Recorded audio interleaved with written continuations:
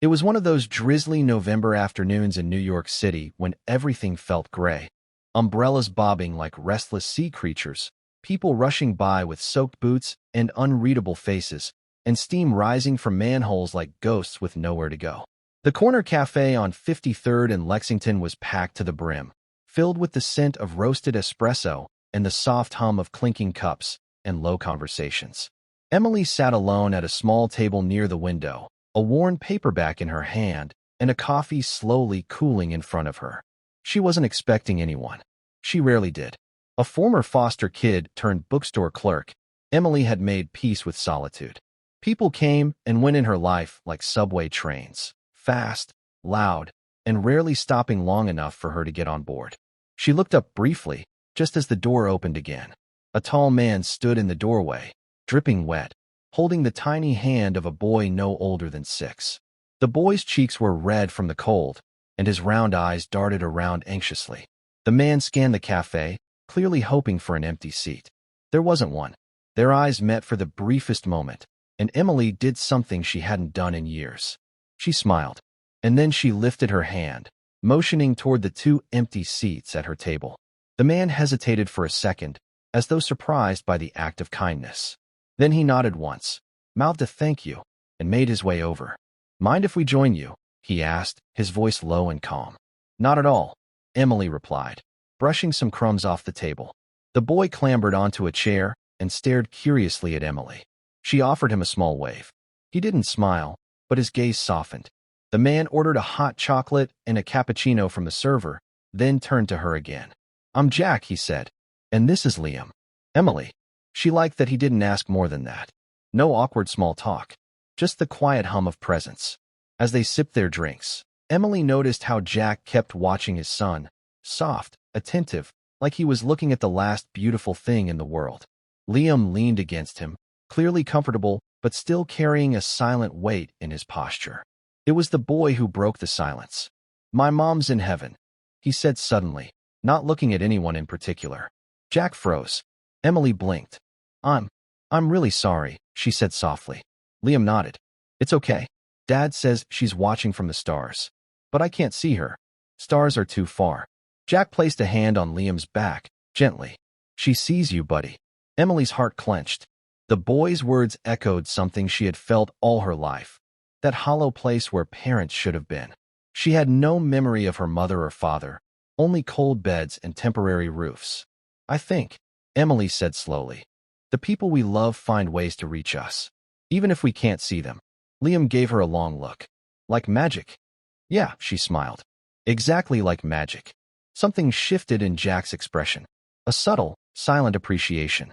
They ended up sitting together for nearly an hour. Emily told Liam about the time she'd snuck a cat into the library. Jack told her about Liam's obsession with dinosaurs and his refusal to eat crusts. The boy giggled when she mimicked a T-Rex. Eventually, the cafe began to empty out. Jack glanced at his watch and sighed. "We should go. Doctor appointment," he said, standing. "Thanks again, Emily. For the table. And the stories." She nodded. "Anytime." As they stepped out into the drizzle, Emily returned to her book. But the words blurred behind her thoughts. Something about that boy stayed with her. Something about Jack's eyes, like they carried pain but never complained. Days passed. Weeks. She thought she'd never see them again. But life has a strange way of bringing people back when you least expect it. One stormy Friday afternoon, the bell above the bookstore door chimed. Emily was arranging a stack of poetry books when she heard a familiar voice. "Excuse me, do you have any books on magic? The real kind, for 6-year-olds." She turned. Jack. And Liam. He looked just as stunned to see her. "I didn't know you worked here," he said. "I didn't know you'd come back," she replied. He smiled. "We've been looking for you. Every Friday. Same cafe." She blinked. "Why?" Jack rubbed the back of his neck. "Because my son talks about you. A lot. And truthfully, so do I." They didn't say more than that. But that was enough. Over the next several weeks, they became regulars at the bookstore. Liam sat cross-legged on the floor, devouring picture books. Jack helped Emily organize shelves and carried heavy boxes when deliveries arrived. He never said much about his past, and she didn't ask. But she noticed how he always checked his phone, always seemed ready to leave, as though some part of his world lived elsewhere. One evening, after the store had closed, they sat on the floor sharing a slice of pizza and a bottle of cheap soda. "You're kind," Jack said out of the blue. Kindness is rare, especially when it's not expecting anything in return. Emily looked at him. "Neither were you expecting anything. That day, you just looked like someone who needed a place to sit." He nodded slowly. "I was more than that. I was a mess.